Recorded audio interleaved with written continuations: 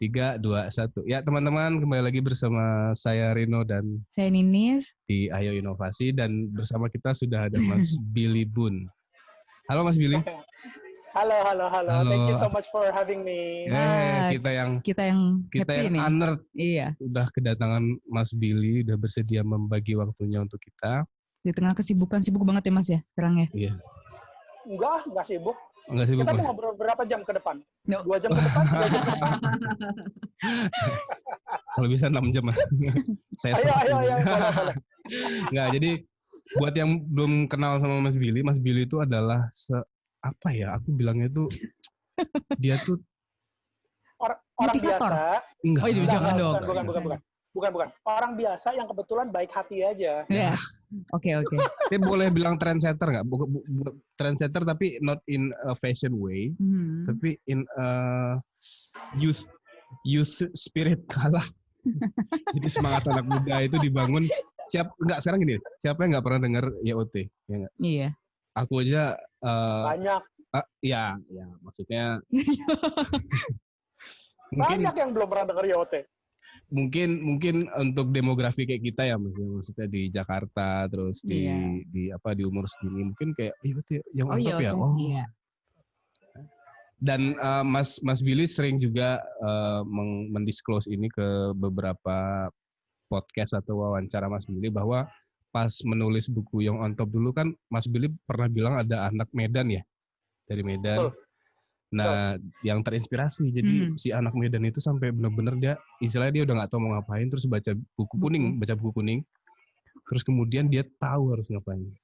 Tapi kan ini Mas. Pernah ketemu nggak Mas sama anak itu? Mas? Nah, itu dia. Thank you so much udah doing your homework gitu ya sebelum ngajak saya ngobrol. Dan ini saya sebenarnya sekarang ini lagi bilang ke tim saya di ekosistem yang on top ya di kantor. Saya bilang tolong bikin sayembara, saya pengen cari si anak Medan itu. Wow. Karena gimana pun juga dia itu mengubah hidup saya. Jadi ketika yang tadi ya Rino bilang, ketika saya nulis bukunya di launching, yang tadinya cuma berpikir untuk keren-kerenan doang nulis buku. Iya. Ya kan, terus kemudian bukunya dibaca sama si anak Medan ini, dia jadi tahu mesti ngapain. Saya itu baca emailnya nangis waktu itu kan. Terus kemudian saya renungin. Iya, exactly. Saya renungin, kemudian saya mikir dan akhirnya boleh dibilang kalau kita ngomongin spiritual ya, itu kayak saya dikasih tahu bahwa Bill, purpose hidup lu adalah untuk lebih banyak berbagi gitu. Yes. Nah, in a way kan dia mengubah hidup saya ya. Meskipun akhirnya saya cari emailnya kagak ada, apakah mungkin nggak sengaja ke-delete atau apapun itu gitu ya. Tapi I believe benar-benar si anak Medan ini atau email ini itu memang benar-benar pemberian dari Tuhan lah gitu. Untuk kasih tahu Bill, lu hidup tuh bukan cuma untuk nyari sukses, sendirian dan seterusnya gitu, tapi untuk lebih banyak berbagi. Nah, jadi saya pengen banget bisa nemuin dan ketemu sama si anak Medan ini. Anak ini. Itu, pengen banget. Namanya inget nggak? Namanya? Nggak inget. Ya, namanya juga ini ya, pesan Tuhan ya. Iya. Ada aja gitu. Nah, itu dia. Kita nggak pernah tahu gitu kan. Iya, benar. Dan ya spiritual momennya itu ya Mas ya. Yes. Saya juga terus dari Mas Billy cerita sempat nangis gitu, itu merinding loh, gitu kayak ada. Hasil kita membuat orang termotivasi gitu kan Mas. Karena gini, Rino, ketika saya keinginan untuk nulis bukunya tuh nggak ada keinginan untuk berbagi soalnya. Jadi di umur 26 saya jadi GM Oakley termuda. Yes. Ya kan. Terus kemudian ada teman yang telepon kemudian bilang, Bill, nulis buku dong gitu. Terus saya bilang yang gila lo, gue waktu itu baca buku aja nggak suka. Terus kemudian lu suruh gue nulis buku gitu kan, aneh banget. Nah kemudian malamnya nggak bisa tidur, saya berpikir keren juga jadi penulis buku ya gitu. Jadi keinginan untuk nulis buku itu shallow banget motivasinya, gitu kan? Motivasinya shallow banget. Jadi yang cuma untuk mikirin, nanti suatu hari kalau gue ke toko buku, gue bisa melihat buku gue bestseller. Wah keren juga ya gitu. Ya bayangin lah, anak-anak umur 26 tahun yang dicari apa sih gitu kan, yang dicari otomatis ya keren-kerenan doang gitu kan, paham. apa sih pengakuan gitu. Nah begitu terima email tersebut yang menjadi yang menjadi apa ya, menjadi ya itu jadi the moment of truth gitu. Iya, Yang iya. tadinya mikir keren-kerenan doang, ya mungkin akhirnya Tuhan ngasih tahu gitu loh, Bill, buku lu ini bukan cuma untuk keren-kerenan lu. Buku yang lu sungguh-sungguh tulis selama 2,5 tahun ini itu beneran bisa bermanfaat buat banyak orang loh. Nah di situ ya itu caranya Tuhan untuk ngasih tau gue lah kira-kira kayak gitu. Nah di situ yang jadi ya bayangin gitu, yang tadinya cuma buat keren-kerenan terus ngeliat, ada orang entah berantah di luar sana yang gue nggak kenal dan gue nggak peduli sama orang ini. Gue juga nggak nulis ini untuk nih orang, tapi dia bilang terima kasih. Itu yang oh my God gitu loh. Turn point-nya di situ ya, Mas. Turning point-nya di situ. That's a turning point of my life. Oke. Menarik ya, kita ini mungkin pesan buat teman-teman yang mendengarkan, segeralah mencari turn point kalian. Ya. Walaupun walaupun yang kamu lakukan itu mungkin ya seperti motivasi awalnya Mas Billy gitu kan, untuk start, but just do it. Yep. Just do it. Finish it gitu. Betul. Kan. Kemudian akan betul. Jadi kalau apa ya, kalau yang selalu saya bilang bahwa banyak orang yang bilang kita harus tahu passion kita apa, kita harus tahu kelebihan kekurangan kita apa segala macam. Itu benar. Itu benar. Tapi yang menurut saya paling penting adalah kalau kita bisa tahu purpose hidup kita apa, itu yang the ultimate thing. Karena purpose hidup itu sama dengan kenapa kita dilahirkan di dunia ini. Untuk apa? Jadi I truly believe bahwa setiap manusia itu ketika dilahirkan di dunia ini itu punya misinya masing-masing. Ada tugasnya masing-masing. Gitu. Nah, banyakkan dari kita anak-anak muda itu yang ketika ya kita terinspirasi dari apa sih, dari let's say dari orang tua, dari apa yang kita baca, dari pergaulan segala macam. Jadi sebatas dari mata kita yang saya bercita-cita untuk A B C D kira-kira gitu. Nah, tapi apakah itu sesungguhnya kita dilahirkan di dunia itu untuk itu? Nggak tahu, gitu kan? Nah, kalau kita sampai tahu apa yang menjadi purpose hidup, at least ini yang saya rasakan waktu itu. Kita satu mau bilang kita mau cuek, nggak bakal bisa. Kita mau kabur dari tugas yang diberikan sama Tuhan di dunia ini juga nggak bisa. Jadi ibaratnya kayak waktu itu ketika saya jadi udah baca email itu, kan waktu itu saya udah jadi direktur di Emera Group, pegang 3 anak perusahaan dan seterusnya, gitu kan. Nah, jadi ibaratnya waktu itu saya nggak bisa bilang yang Tuhan sorry ya, thank you so much nih, by the way udah ngasih tahu saya purpose hidup. Nanti aja deh. Sorry, exactly. Nanti aja deh, gue masih mau jadi direktur, gue masih mau enjoy gitu guys, tapi itu nggak bisa, gitu. Nah, jadi kalau sampai kita bisa semudah mungkin kita bisa tahu purpose hidup kita, itu hidup kita akan jauh lebih bermakna. Meskipun dengan catatan, kita udah dikasih tahu purpose hidup kita oleh Tuhan. Berharapnya nih, waktu itu berharapnya, oke, Tuhan udah ngasih tahu gue purpose hidup. Berarti kalau gue jalanin purpose hidup ini, berarti semuanya akan digampangkan oleh Tuhan. Benar kan? Itu pemikiran manusia. Pikirannya. Ternyata enggak, men. Udah ninggalin semua di korporasi, nge-build yang on top dari nol, segala macam. Saya dicoba gila-gilaan selama 7 tahun. 7 tahun non-stop. Yang tadinya secara finansial semuanya udah enak, Ya, udah. Selama 7 tahun, exactly. Selama 7 tahun berdarah-darah, finansial keluarga, segala macam, utang kredit card udah mentok. Nombokin lah ya. Istilahnya nombokin lah ya. Mampus-mampusan lah gitu. Nah, jadi pesan saya itu, udah dikasih tahu purpose hidup, bukan berarti semuanya akan digampangkan. Cuman kalau saya lihat dari rasionalnya adalah, mungkin Tuhan waktu itu lagi ngeliat, ini Billy, oke, bagus Bill, lu udah milih jalan purpose hidup lu. Sekarang gua kasih cobaan terus-terusan supaya lu menjadi lebih kuat ya. Nah, cobaan itu 7 tahun. Begitu itu waktu kemarin ini saya udah lewatin, sekarang ini puji Tuhan, setiap hari, setiap detik saya cuma bisa bersyukur. Nggak ada komplain sedikit pun. Hidup saya tuh happy banget. Happy-nya nggak karu-karuan. Happy banget. Hari ini bayangin, ini siapa sih saya? Bukan Raffi Ahmad. Semua orang kalau nama juga nggak ngetop, semua nggak ngetop, tapi bisa diajak podcast. Jangan gitu. Diajak berbagi. Bayangin, beruntung banget. Banyak orang yang pengen berbagi pemikiran, pengen berbagi cerita, mereka nggak diajak, mereka nggak punya platform. Saya hari ini bisa diajak sama Rino Manilis. Thank you so much. Yes, kita yang merasa honored. Kita yang terima kasih banyak, Mas. Iya, jadi apa namanya Mas Billy kan setelah mendirikan tadi setelah jatuh bangun di IoT selama 7 tahun itu, tuh. turning point-nya tuh di mana Mas? Ketika ada momen di mana IoT, langsung kembali lagi ke idle position dan bisa dijadikan semacam finansial udah kembali lagi tuh pas kapan Mas? Setelah 7 tahun itu Mas. Ya, jadi di tahun kalau nggak salah di tahun 2017 ya, di tahun 2017.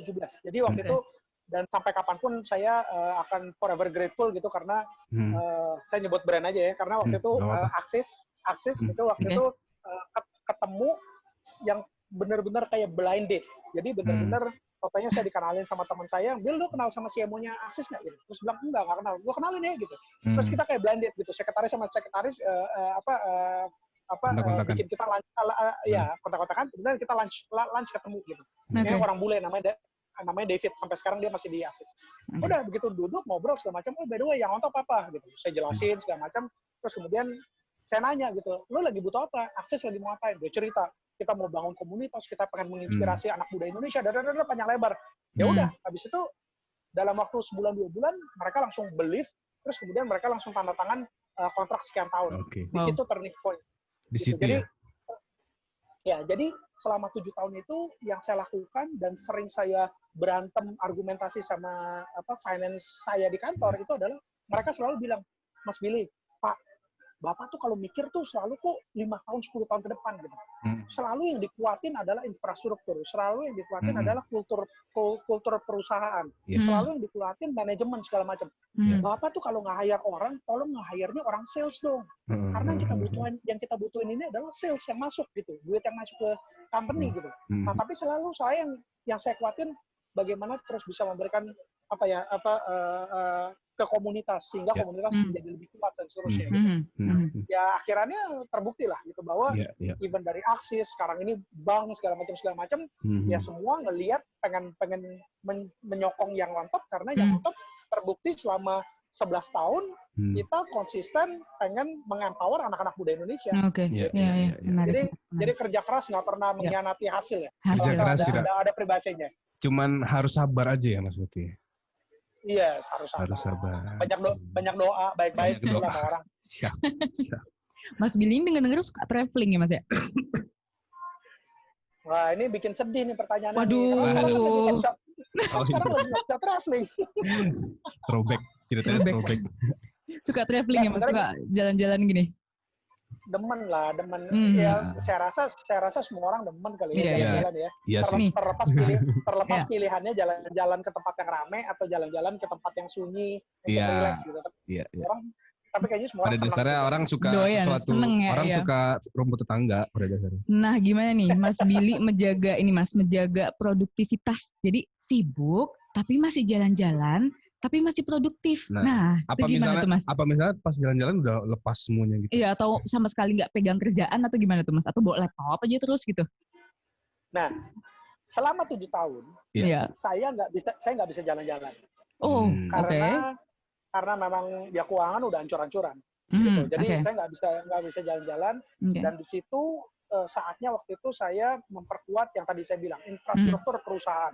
Jadi kalau kita sebagai pengusaha kita harus bikin SDM yang kuat sama sistem yang kuat.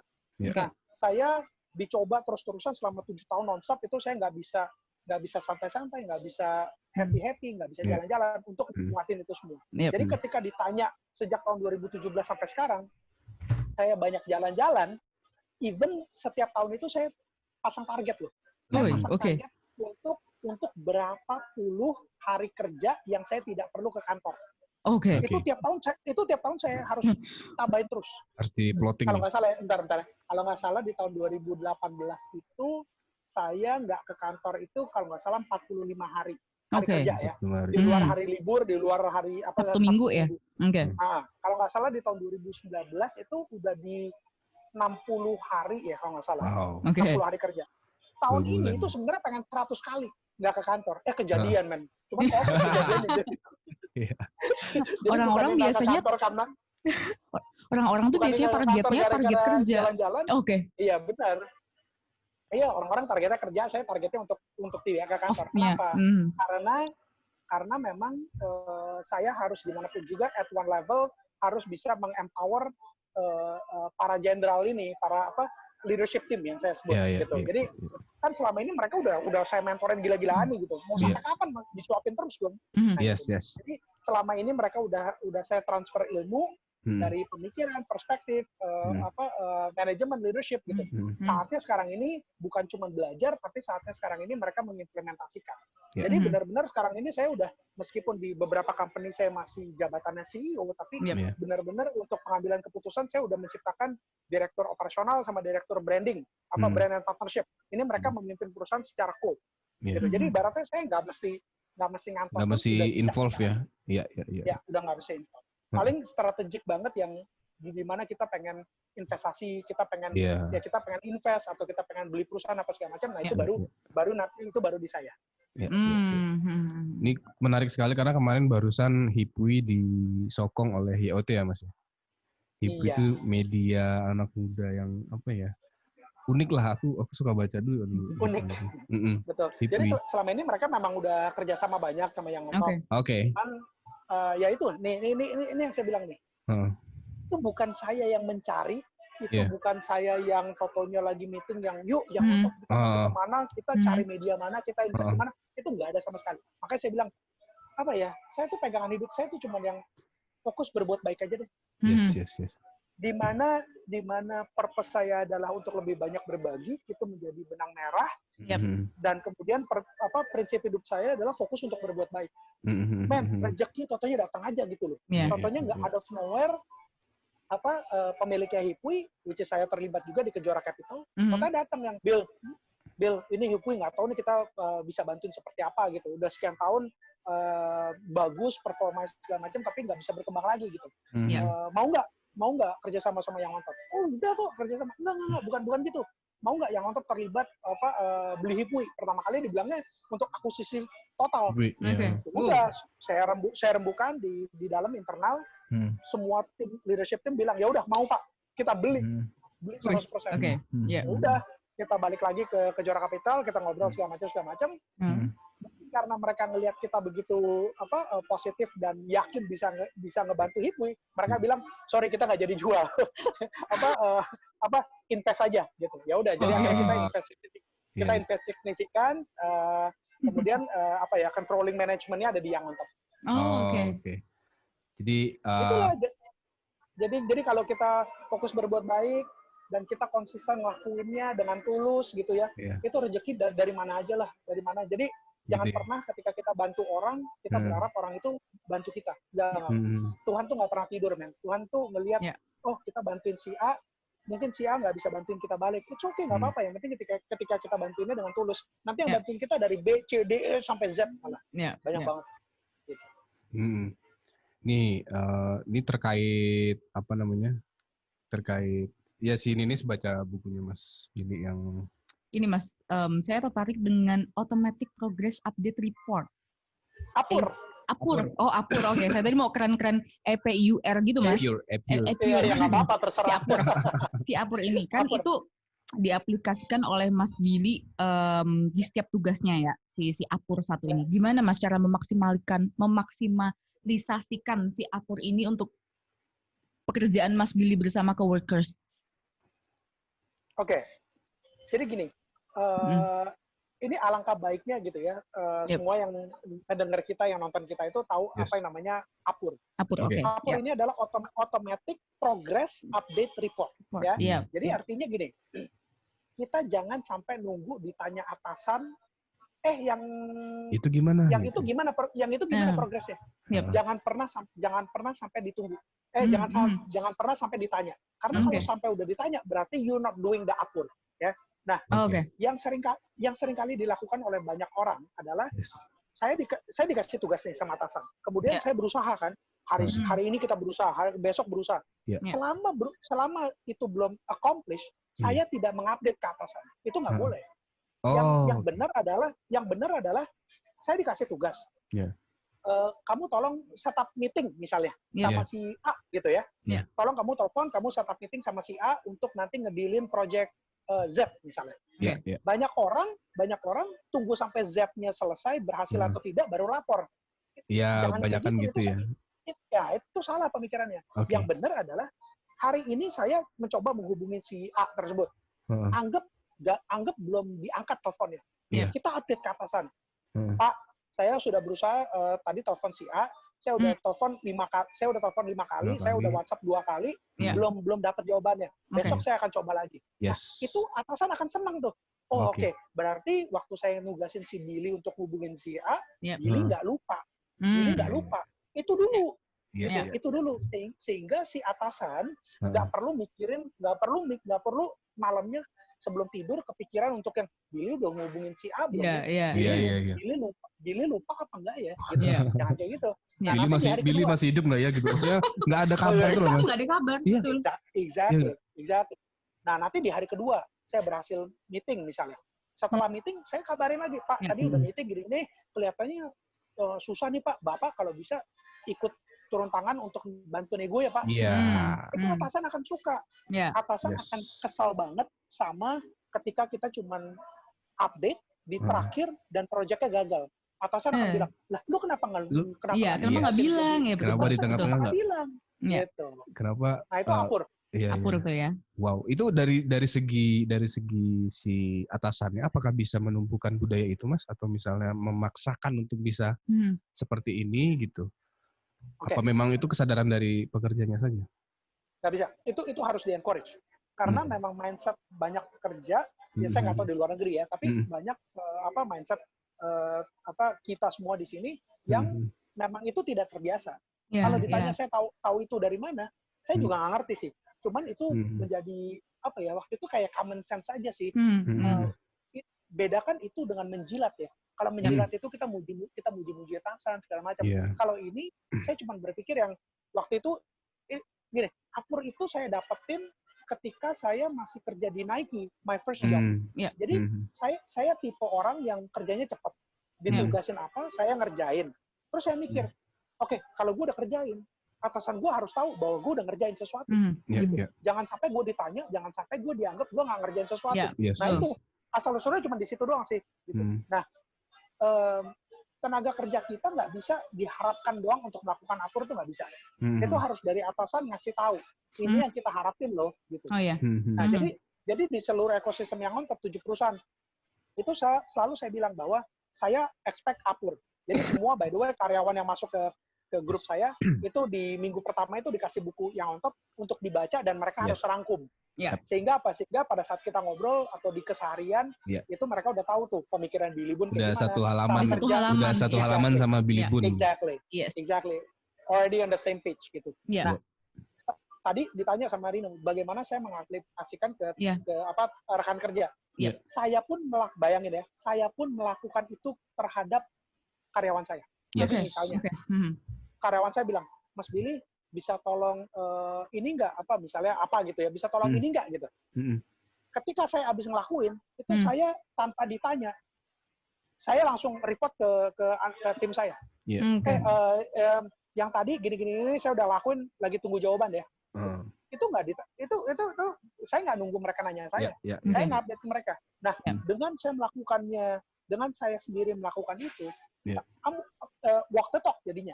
Apa yang saya harapkan ke mereka juga ngeliat kan, oh ternyata Mas Billy bukan cuma ngarepin kita apur ke dia ya, ternyata dia pun apur ke kita ya. Begitu pentingnya komunikasi yang dan memberikan contoh. Jadi kalau misalnya kita mau coworkers kita juga melakukan apur itu ya, sebaiknya kita juga apur, jadi saling gitu ya Mas ya. Mengencourage Yang paling parah itu adalah ketika atasan itu mengharapkan sesuatu ke timnya, kemudian dia sendiri nggak melakukan. Itu parah. Makanya kalau saya ditanya yang Mas Billy leadership style seperti apa sih yang paling bagus gitu ya? Apakah yang strict, apakah yang galak, apakah yang tegas, apakah yang baik, apa yang segala macam? Saya selalu bilang cuma satu. Leadership itu menurut saya cuma yang paling baik itu adalah lead by example. Kita jadi contoh. Udah. Jadi kalau kita minta orang on time, kita harus on time. Kita mau minta orang bagaimana bisa respect semua orang tanpa melihat suku, ras, agama, status pendidikan, dan kekayaan, ya kita harus melakukan itu semua. Lead by example. Lead by example, itu dia. Wow. Dan tidak bisa hanya nyuruh doang gitu loh. Memberikan contoh tadi. Exactly. Nah, ini kalau misalnya saya bawa balik lagi ke tadi kan katanya Mas Billy dulu kan nggak suka baca ya sebelum nulis buku. Which is itu terjadi di mungkin aku boleh bilang nggak kalau misalnya minat baca anak muda sekarang menurun, Mas? Boleh nggak bilang kayak gitu? Kalau saya bilang mungkin itu kurang tepat karena apa? Karena memang dari dulu minat baca kita rendah. Nah, jadi mungkin dari dulu berarti kayak gitu berarti. Iya. Jadi kalau untuk menurun itu biasanya kan dulunya bagus, kemudian dulunya menurun bagus, gitu. sekarang memang dari dulu. Emang dari dulu udah mepet sama bottom gitu loh. Itu gimana Mas cara ngubah kebiasaan itu gimana? Apakah karena si anak Medan tadi terus semuanya berubah atau Mas Billy progres? Nanya mengenai saya. Jadi gini, saya waktu itu udah pengen sebelum anak Medan itu justru. Jadi pada saat saya mengiyakan menulis buku, saya langsung sadar bahwa yang saya mau tulis ini adalah untuk memberikan tips gitu kan. Ini kan self development kan yang on top. Nah, jadi waktu itu saya mikir, kalau saya mau mencoba memberikan tips, memberikan sharing ilmu. Terus kalau cuma ilmunya yang ada di otak saya doang kayaknya nggak cukup deh. Gitu. Jadi for the course of 2.5 years, 2,5 tahun, saya banyak baca buku. Itu banyak banget. Banyak banget. Di antaranya kalau nggak salah saya tulis hampir semuanya di daftar pusakanya. Jadi saya kalau nggak salah dalam 2,5 tahun itu saya nulis, mungkin saya baca, saya lupa lah, mungkin 40-50 buku deh. Yang supaya saya bisa ngisi otak saya, dan supaya saya bisa tulis di buku yang on top. Gitu. Jadi saya yakin, ya intinya gini lah, common sense ya. Kita nggak bisa berbagi ilmu kalau kita sendiri nggak punya ilmu. Nggak punya ilmu, oh iya benar. Nah, jadi buku yang on top itu adalah memang itu adalah value yang saya dapat dari keluarga, betul. Cuman kalau saya cuma ceritakan pengalaman saya doang tanpa dibantu oleh teori-teori atau oleh diperkuat oleh sharing pengalaman dari orang-orang yang 1.000 kali, 1.000.000 kali lebih sukses dari saya, mungkin orang nggak ada yang mau baca gitu. Jadi saya jadi baca bukunya tuh jadi banyak banget. Nah, kalau ngomongin anak-anak muda, exactly, untuk supaya saya bisa berbagi ilmu. Nah, kalau ngomongin anak-anak muda sekarang, sebenarnya bukan menurun sih. Sebenarnya gini, kalau kita ngomongin minat baca, seringkali konotasi kita langsung mengkoneknya adalah baca buku. Ya kan? Padahal baca caption di Instagram, itu juga baca teks di Twitter, itu kan juga baca. Baca, betul. Oke. Ya kan? Baca artikel di Hipwi, baca artikel di itu kan sebenarnya baca. Gitu. Nah, kalau dengan perkembangan teknologi, sebenarnya kita ini semuanya tanpa sadar, itu kita ngebaca lebih banyak dibandingin zaman dulu. Dulu itu kalau kita mau baca cuma dua hal. Satu baca buku, satu lagi koran. Betul. Semuanya sebenarnya baca. Gitu. Cuman karena teknologi juga membuat kita membaca itu nggak bisa baca yang lama-lama, nggak bisa baca yang panjang-panjang. Kita udah kebiasaan baca Twitter cuman 280 lu zaman dulu 140 men. Oh iya udah naik, sekarang udah naik. Kemarin naik loh. Udah bisa. Udah naik sekarang. Udah kalau masuk berapa lah 280 atau berapa lah gitu. Terus kemudian caption segala macam gitu. Jadi sebenarnya kita sebenarnya jadi niat bacanya lebih panjang. Cuman time spend kita dalam berfokus itu anak muda generation Z lebih singkat. Lebih pendek lagi, lebih singkat. Oh, menarik. Sekarang bagaimana pinter-pinteran penulis buku itu ya mungkin bukan zamannya lagi untuk nulis buku sekian ratus halaman segala macam. Mungkin lebih, kalau kita tujuannya untuk berbagi, mungkin lewat tulisan, mungkin bukan lagi untuk bikin buku, tapi untuk buat blog, mungkin untuk nulis jadi kontributor di Hipwi, mungkin gitu. Gitu. Oh, ini menariknya, aku baru denger dong. Ternyata penulis itu sekarang udah mengarah ke arah, ya mungkin udah ke arah yang baru lagi. Kita ini Gen Z ini span of concentration time-nya singkat nih. Betul. Saya kalau nggak salah 2 minggu yang lalu saya diinterview sama, saya lupa sama namanya siapa gitu ya. Dia reporter. Dia bilang, Mas Billy, saya tuh terinspirasi sama Mas Billy. Saya tuh pengen banget nulis buku. Terus saya nanya, udah nulis belum? Belum, Mas. Kenapa? Ya karena sekarang ini saya intinya dia dapat purpose hidupnya itu untuk berbagi lewat tulisan. Jadi dia langsung berpikir bahwa kalau kayak gitu gue harus kayak Mas Billy nulis buku gitu kan. Nah, terus kemudian belum bisa-bisa nulis nih. Tapi dia sudah jadi reporter. Dia nulis ratusan ribuan artikel. Nah, tapi dia masih ngerasa down. Dia masih bilang, ya Mas Billy, mungkin dia doain ya suatu hari saya bisa nulis buku. Terus saya bilang sama dia, kamu sadar nggak bahwa kamu dikasih tahu purpose hidup kamu untuk berbagi lewat tulisan? Buku. Tuhan itu nggak bilang ke kamu harus nulis buku. Buku, betul. Berbagi lewat tulisan. Dan kamu itu sekarang ini mungkin kalau kamu nulis buku, mungkin buku kamu itu cuma terjual 3.000 eksemplar. Exactly. Banter-banter deh, terjual 100.000, terjual 1 juta deh anggap aja. Udah gede banget kan? Iya. Tapi kamu mikir, sekian tahun kamu nulis, kamu jadi reporter, kamu nulis semua artikelnya yang positif. Udah berapa artikel kamu nulis? Gua nggak tahu Mas Billy, mungkin udah ratusan untuk ribuan. Kamu kebayang nggak yang baca artikel kamu berapa puluh juta masyarakat Indonesia? Iya. Nah di situ dia baru yang, iya benar juga ya, berarti Tuhan ngasih tahu saya berbagi lewat tulisan bukan berarti harus saya nulis buku ya. Betul menarik. Iya. Ini menarik ini formatnya. Tuhan nggak pernah kasih tahu formatnya. Exactly. Tuhan cuma bilang ke saya, bayangin, Bill, kamu harus lebih banyak berbagi. Titik. Itu yang saya dapetin dari baca email si anak Medan ini. Gitu. Nah, waktu itu saya langsung mikir ya, oke, kalau gue tetap jadi direktur di Emera Group, gaji gue gede, bonus gue gede, segala macam, tapi kayaknya tiap hari kok gue cuma bisa berbagi ke tim manajemen doang ya, ke GM, ke manajer, segala macam gitu. Kayaknya nggak bisa deh. Gue pengen punya waktu lebih banyak untuk bisa keliling kampus, untuk mungkin bisa bikin acara radio, bisa bikin acara TV, bisa membangun komunitas, dan seterusnya gitu. Ya udah, nah itu kan nggak dikasih sama Tuhan gitu. Itu kan pakai pemikiran sendiri aja yang oke, Tuhan nugasin gue seperti ini, ya udah gue harus kreatif untuk menjalankan purpose hidup tersebut gitu. That's right, that's the word lah ya. Nih Mas, dari segala pencapaian Mas Billy nih, dari dulu jadi Oakley lah, dari di Nike, lalu yang on top naik turun segala macam, Mas, siapa Mas yang paling berjasa di hidup Mas Billy nih? Yang paling berpengaruh? Klise banget kali jawabannya ya. Klise banget pasti jawabannya. Tapi orang yang dari kecil saya udah terinspirasi gitu. My dad, almarhum, baru meninggal baru-baru ini. Ya dia yang memang benar-benar gini loh, sampai ya. Seluruh keluarga saya itu ketika kehilangan my dad itu di bulan Mei kemarin, puji Tuhan bukan karena COVID, jadi kita bisa pemakamannya segala macam, bisa tetap bersama gitu ya. Sama ya, betul. Semua keluarga saya kangen banget sama kehadiran my dad. Saya sampai detik ini, I don't miss my dad. Aneh nggak? Saya nggak kangen sama my dad. Tahu nggak kenapa? Kenapa, Mas? Karena saya believe banget, even sampai detik ini, semua yang saya sejam terakhir yang belum sejam ya, 30 menit terakhir yang saya lagi ceritakan di sini, itu boleh dibilang 100% adalah ajaran dari my dad. So I believe bahwa my dad lives in me.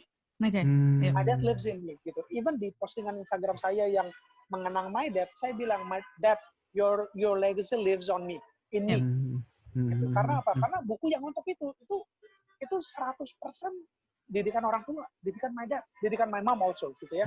Jadi kalau siapa yang paling saya idolakan, saya bahkan mungkin bukan mengidolakan lagi, Nis, tapi my dad lives in me.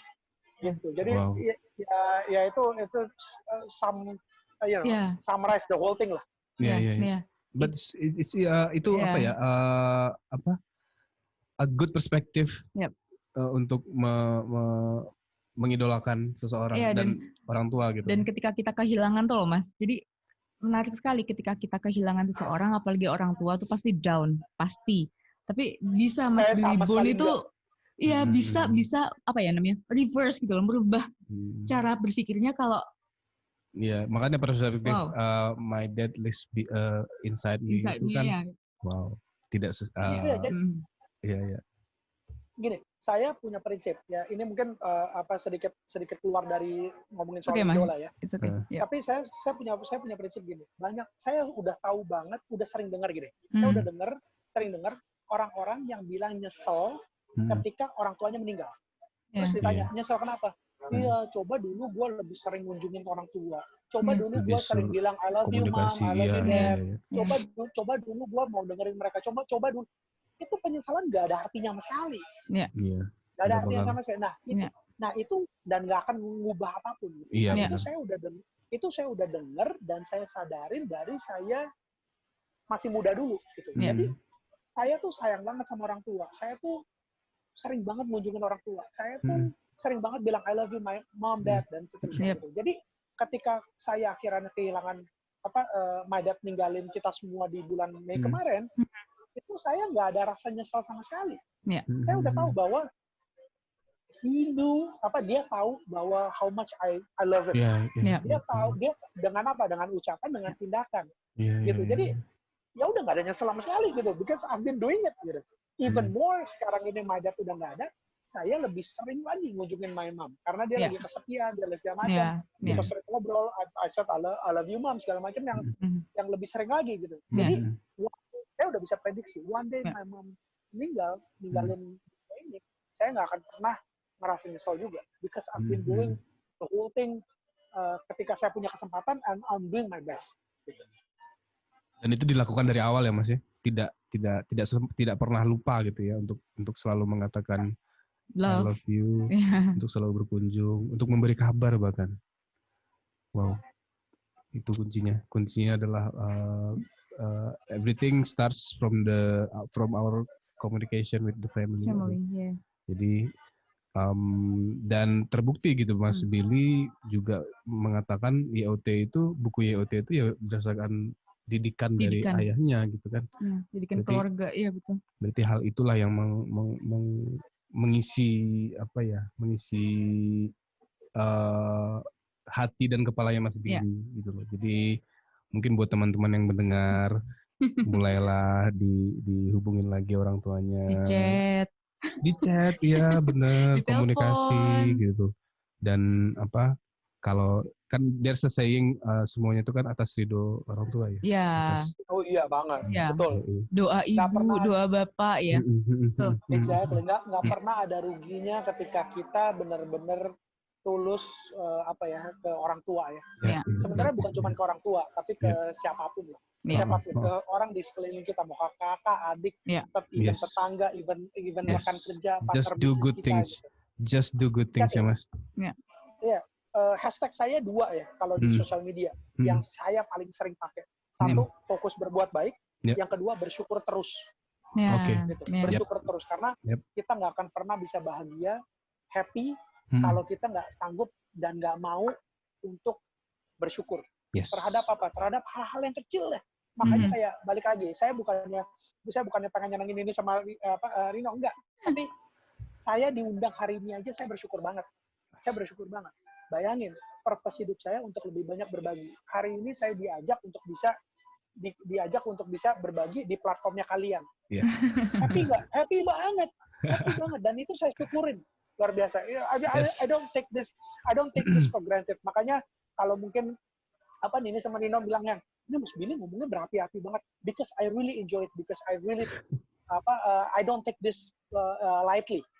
Emang saya berkata dari hati dan hopefully apa yang saya ceritain, apa yang saya sharing ini bisa bermanfaat gitu buat you guys gitu. Kita senang sekali bisa sharing sama Mas Billy. Kita juga sangat honored Mas Billy mau sharing bareng kita dan nantinya format ini akan kita sebar ke teman-teman kita publish, semua. Amin. Dan sukses terus buat Mas Billy. Ini kita sepertinya sudah harus ini ya karena mau ada acara Mas Billy? Ya Mas Billy katanya. Enggak. Ini bohong nih. Ini pasti hostnya yang sibuk nih. Enggak. Sumpah beneran. Kita mah enggak ada. karena udah saya juga sekarang lagi gak enak badan nih Mas. Jadi kayak bener-bener ngurangin. Kemarin kan sempet kayak ya udah keluar. Terus saya kira sekarang itu jangan keluar, benar-benar harus di rumah aja. Jadi kita sebenarnya sih cuman kerja from home banget. Iya, gitu. Kita santai banget di rumah, Mas, kerja dari rumah. Mas Billy, terima kasih banyak. Atas waktunya, atas sharing-sharingannya luar biasa sekali. Dan sukses selalu buat Mas Billy dalam karirnya, keluarga juga, ya. Amin. Sama-sama. Dan semoga bisa suatu hari kita bisa ketemuan ya. Oh, pasti. Lagi gitu ya. Pasti. Harus ya, wajib ya. Wah, saya akan chat Mbak Hana nanti. Mbak Hana, tolong. Kita tukeran HP habis ini. Siap. Terima kasih banyak Mas Billy. Terima kasih banyak Sampai Mas. ketemu Sampai lagi. ketemu. Terima kasih. Thank you. Thank you. God bless you guys. God bless you. God bless you. God bless you.